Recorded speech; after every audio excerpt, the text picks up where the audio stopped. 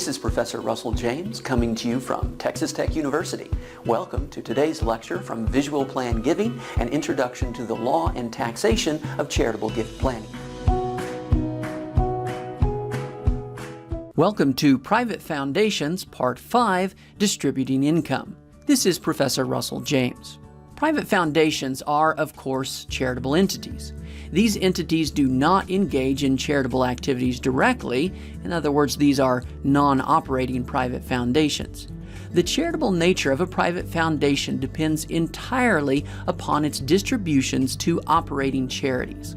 Consequently, a private foundation is required to make a minimum amount of distributions, in other words, gifts or grants, to public charities. A private foundation is required to distribute at least 5% of all non-charitable assets, in other words, investment assets, under its control at the end of the tax year. This distribution must be made by the end of the following tax year. Violating this requirement to make charitable distributions is sometimes referred to as a failure to distribute income, although the required distributable amount is based entirely upon the foundation's non-charitable assets. The term comes from previous legislation when distributions were based in part upon income. The value of non-charitable net assets is reduced by any debt used by the foundation to purchase investment assets. These assets do not include charitable assets. In other words, assets being used in a charitable operation, such as a painting being loaned without charge to a public charity art museum.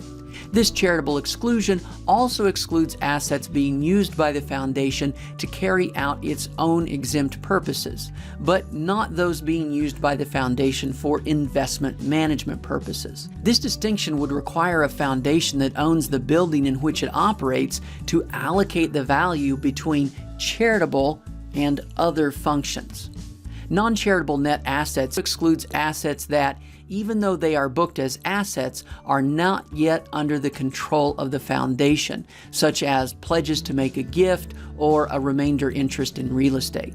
The 5% required distributable amount is reduced by the taxes paid to the government, either as the 1% or 2% net investment income tax, or any unrelated business income tax paid by the foundation. There is, however, no reduction in the required distributable amount due to the penalty taxes paid for violating any of the private foundation rules discussed in this chapter. Note that the 2% net investment income tax would not lower the 5% minimum payout to 3%.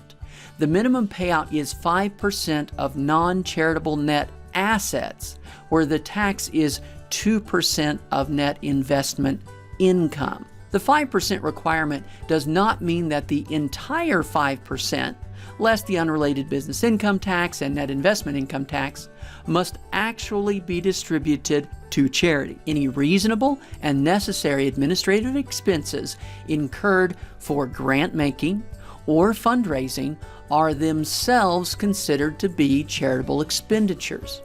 Thus, the 5% would be reduced by reasonable and necessary expenses for administration costs related to soliciting and evaluating grant applications, such as travel to meet with grant applicants, supervising the use of funds granted, such as travel to review the use of funds, and general administration of the charitable functions of the foundation, such as employee salaries, office rent, utilities, IRS Form 990-PF preparation fees, and legal fees related to charitable functions. These expenses do not include any expenses associated with managing the foundation's investments.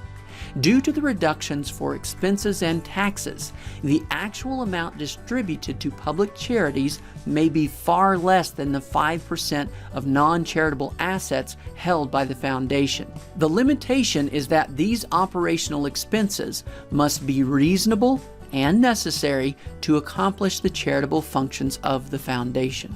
The charity receiving the funds cannot be controlled, either directly or indirectly, by the foundation or by any disqualified persons. In this case, control means that any combination of disqualified persons could, working together, require or prevent the recipient charity from making an expenditure. Although disqualified persons may not control the recipient charity, the private foundation is allowed to make a restricted gift which the recipient charity must use for designated purposes. It appears, according to PLR 200009048 and PLR 9807030, that the private foundation may also make a qualified distribution to a donor-advised fund, even when such fund is advised by disqualified persons. This would be remarkable in that the funds in a private foundation may thereby presumably be kept indefinitely from actual public charitable use. In apparent recognition of this potential, the mandatory annual filings for private foundations, that is IRS Form 990-PF, added the following disclosure requirement in 2011. Did the foundation make a distribution to a donor-advised fund over which the foundation or a disqualified person had advisory privileges? If yes, attach a statement. The statement must report whether the foundation treated the distribution as a qualifying distribution and how the distribution will be used for Section 170C2 purposes. In other contexts, a private foundation may not make a qualified distribution to a charitable entity that simply holds and distributes funds to other charities, such as to another non-operating private foundation or a supporting organization. The private foundation need not make transfers only as cash gifts to public charities, but may also purchase or improve assets used directly in charitable purposes. This could include assets transferred to a public charity or assets used by the private foundation for charitable purposes. Thus, the purchase of a building to be used exclusively by the foundation in its charitable purposes, for example, soliciting and evaluating grant applications and evaluating grant expenditures, but not investment management, is a qualifying distribution. The general rule is that a non-operating private foundation must make qualifying distributions of at least 5%, reduced by payments for net investment income tax or unrelated business income tax, of its net non-charitable investments. However, private foundations are allowed to accumulate funds instead of distributing them as a means of saving up for a later, large qualifying distribution in certain cases. Saving up these charitable distributions is referred to as a set-aside, following the idea that these funds are set aside for future qualifying distributions. This is permitted only if the project would be better accomplished through saving up these distributions than by making them immediately, and if the qualifying distributions are made within 60 months of the first set-aside. These set-asides are typically used for very large single purchases, such as the purchase or construction of a building. Not only may a non-operating private foundation save up qualifying distributions through a set-aside plan, but it may also do the reverse and make a large qualifying distribution today, which will reduce the requirement for future qualifying distributions.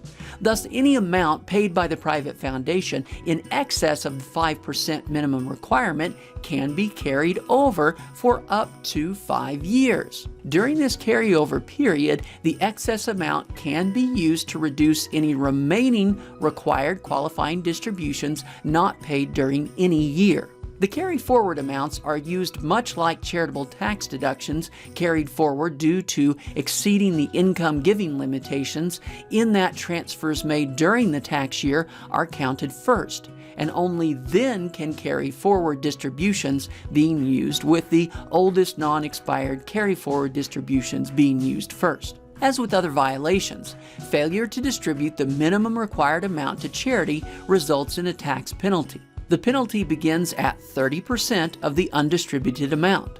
An additional tax of 100% of the undistributed amount is charged if the distribution is not made within 90 days of the IRS notice of the violation. Payment of these penalties does not substitute for the payments to charity. Persistent failure to distribute could result in the revocation of the foundation's tax-exempt status. This has been Private Foundations Part 5, Distributing Income. Join us next time for Private Foundations Part 6, Investments.